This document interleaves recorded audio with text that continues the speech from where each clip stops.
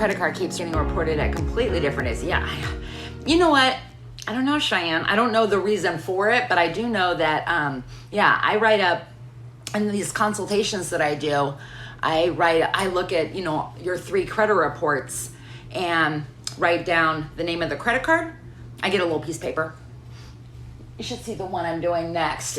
I'm going to be able to do my debt pinball program with her. But she has about 15 credit cards. And so I listed those all, and then list the limit, and then list the last balance reported on the credit report and the last date updated. Okay. And when you look at the 3 different reports, you're going to notice that sometimes they report to one bureau on one day and then the other to the other day, which is really big, which is part of why sometimes you see your credit scores being so different from each other, because they updated 2 of the bureaus that you owed 267 out of 300, like almost maxed out the card. And then the other bureau ended up reporting a 0. And the 0, so that bureau had a much higher score for you. It's $100 for a 30-minute consultation. That's if you just have questions and I review your credit reports and give you a plan of attack, tell you what to do. If you need more of a coaching thing, if you need more of I need credit education, I need home buying education, sign up for the online course and the coaching, because you get 90 minutes of coaching. It's a better deal. That one's $297. Couples consultations are, I think it's $159 right now for a couple, and it's an hour. And we go over your childhood and what makes you, no, I'm just kidding.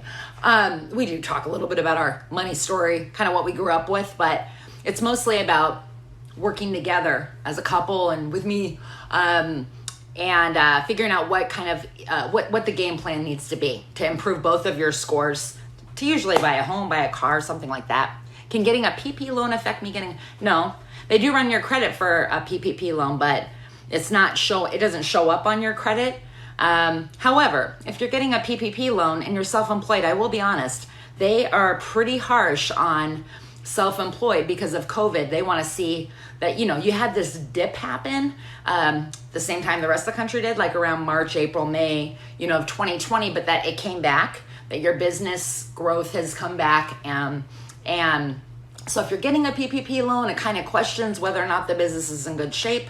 And whether or not it's reliable income to be able to prove you have the ability to repay the mortgage, which is an essential thing for a mortgage loan officer these days. Not even a loan officer, I mean for a bank, to approve you, we've got to prove that with documentation. What's funny is so many people get all the way to the point where they're working on their credit and they get their credit score up and they have the money saved, and then they go in to get pre-approved and they're like, you qualify for a $800 house payment. And then you figure out that equates to maybe like $130,000, and you realize there's no houses in my neighborhood for $130,000. And you're back to the drawing board, because you're going to have to either make more money or reduce your debt. But credit score is so foundational. It's going to help you with having a mortgage payment that's going to be a lot less than what it would be, if you had a 740 credit score versus a 640. Making 2 payments a month on your credit cards does not work, you guys. The 15/3 scrap is crap. It's crap. I have heard so many times people say, oh, why aren't I getting credit for multiple? You don't get credit for multiple payments. It's what goes into the mix of what makes up your credit. And so the balance they update to the credit bureaus, that's what gets fed into the mix of what makes up your credit. Making double payments or making 2 payments or 3 payments even in a billing cycle, I understand it pays off installment loans faster, okay? But I'm not kidding. I gotta say this to you real quick. I had a couple that I did a consultation for 2 weeks ago. They have multiple mortgage lates, which is like the worst thing that can happen, is having the mortgage lates. And she had multiple. Sporadically. I said, what's going on there? You got auto payment set up? She goes, no, we do bi-weekly.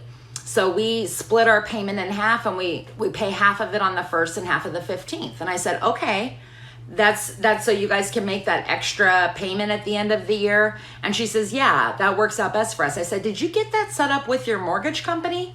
And she said, no. I said, you don't have it set up with a third party company? She goes, no. I said, you just do that? You just send half the payment on the 1st and half on the 15th, you're screwing yourself. What's happening is you have to communicate with the mortgage company that's what you're doing. Otherwise, it turns into you being late sporadically every now and then, because they're even if it's a tiny amount, they're not taking like the full part. They're not going to do like a partial payment. Anyways, it's screwing her all up. So if you're going to get set up on like that bi-weekly payment with a mortgage company or whatever, you don't get to just decide to make less of a payment than what is due. So you have to call them and get that set up. Don't screw yourself that way. And she was like, oh my gosh, how do mortgage lenders feel about one collection and a 670 mortgage score? Well, I mean, they're fine with it. They're not going to make you pay off the collection.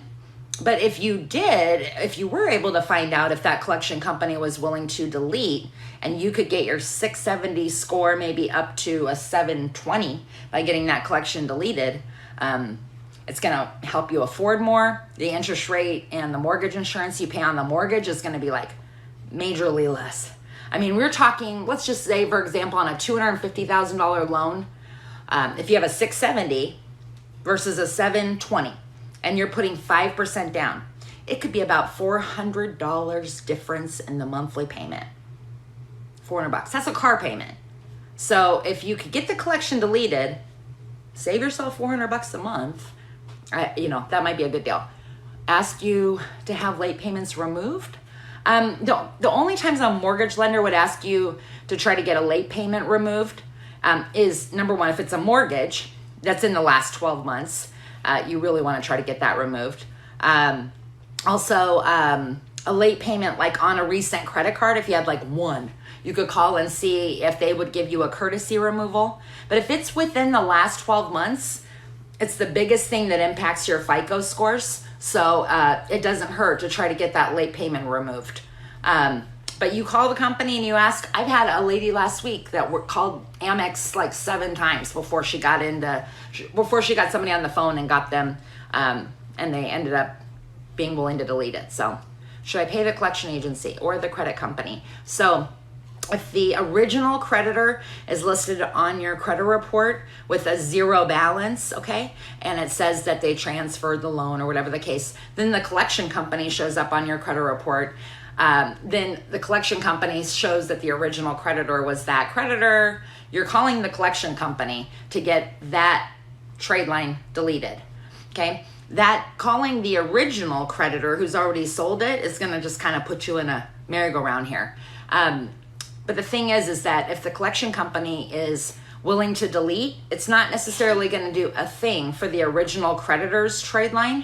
It's still going to just be there fading out every month that they updated the balance to 0 and sold it. So there's not much else you can do with that. That for an original creditor, they usually don't delete. You just want them to update the balance to 0, okay? Pay off small cards first or charge-offs first? Small cards all day long. All day long, focus on the good open accounts you have going first, not the closed credit cards. If you have an open credit card, focus on making sure that balance is paid off first. This is what you do with your stimulus money, okay? Make sure the balances you have open on the credit cards, they're 0, okay? So that you can make sure that the 2 oldest credit cards you've had opened, okay, when they report each month, ideally, they report like a $20 balance. And the rest of them report a 0 balance when they update every month, okay? But get the small cards paid off first. Even if you have one, I had one yesterday where he had a $300 limit and he owed $32, and he had a $200 limit on the other card, and he owed like $24. I'm telling you, it's not about the 24 or the 32 and being only like $2 more than the 10% of the limit. It's the utilization percentage. So it comes in at 11% or whatever the case. That's what screws up the recipe. That's like making a cake and you're dumping the flour in rather than going in and going like 1 cup level. When I say that to you on the phone when I'm consulting you, that's what I'm doing in the background. I'm going 1 cup, like grandma said. You got to do it precise. And I do mean that because if you've had one late, one charge off, one collection, anything bad reporting on your credit in the last 7 years, you can't afford to have a balance on your credit card above 10% of the limit. So whatever the limit is on the card, drop the last digit, And you have to get the balances under there, okay? And not zero. It doesn't even look like you're playing the game then. But if you can do that, and then you let the credit cards update, you're gonna see massive difference in your credit score. It's hard to believe. I know, I had a woman write me this morning. She goes, I really didn't believe you when I was on the consultation with you, but you were right. And I got that credit card paid down like $12 below, and I got the one collection deleted, and it's already gone up 60 points. I'm like, there you go. Don't get rid of a revolving account. Don't get rid of it. Even if it's care credit, you guys, care credit, car care, those are revolving accounts. Those impact your credit score the same way any other credit card or store charge card would. And that they're looking every month at that choice you're making. How much is the limit? Okay. And what was the balance reported? Those two. If you have a care credit account and you made your last payment and so you don't use it anymore, or for the sake you have any credit cards that you have paid off and you've kind of put aside, like you're working on the other ones, don't forget about those ones. In order for you to kind of keep those other cards that you've paid off and you've done good with, but keeping them in the mix, you have to have some sort of activity in the last 6 months or it falls out of your credit score mix. I had a guy last week, and I say this, I always have an example, but I had a guy last week that he has paid every card off and he's down to one card left. And he owes maybe like 7,000 out of 10,000 and he's just drilling away. And I said, when was the last time you used any of those other cards? And he's like, the ones I've paid off? Like, I haven't. I'm focused on this one. I'm not using them again. I'm trying to get them. You're in the wrong mentality because all of those cards that you've paid off, okay, and they have an open balance, like every month you have a choice to use the card or not, to charge or not. If you just put them away and forget about them, after 6 months they're not part of the credit score mix, and you are opening yourself up to them closing the card or reducing the limit that's available to you. And it's super easy for you to just take that card back out, put a reminder in your phone to charge that card $20 every now and then, okay? Once a month, once a quarter, once every couple months. What I do is I put all of my cards like in the payment method for Amazon, okay? Because we're all Amazon people. So you can go in there on any day and whatever credit card reminder pops up on my phone a couple days before they report the balance, that I'm either gonna have a 20 or I'm gonna have a 0 balance on. And I just go to Amazon, I buy something with that card, I go into the credit card app and I pay the card off. If it's one I'm just trying to have some activity with during the month and I don't need them to report a $20 balance. That's really like the best way to go about it. Do secured cards help rebuild credit? Yes, they do. After Chapter 7. The minute you have your Chapter 7 bankruptcy discharged, as soon as it's discharged, go to OpenSkyCC.com, get your card. Okay, you need $200. You secure, to secure the loan. Okay, they don't have a credit check.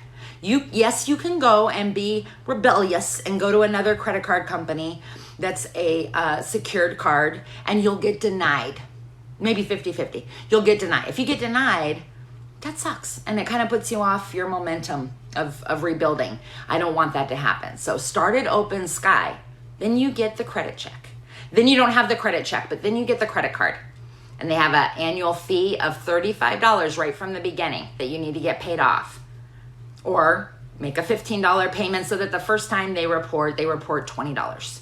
And then the way Open Sky works is every single month, about 5 days after the due date, is when they report your balance each month. So you just make sure the balance is 0 before the due date. You charge $20 the day after the due date and wait about 10 days and then pay it to 0. And you're gonna do the same thing the next month. You're gonna do the same thing the next month, and don't even use the card for any other reason. You gotta want to have the 800 credit score and the better life for your future self more than that thing at Buckle, okay? Because nothing at Buckle's gonna ever make you that happy. Anyway, thanks for joining me today. I'll be back.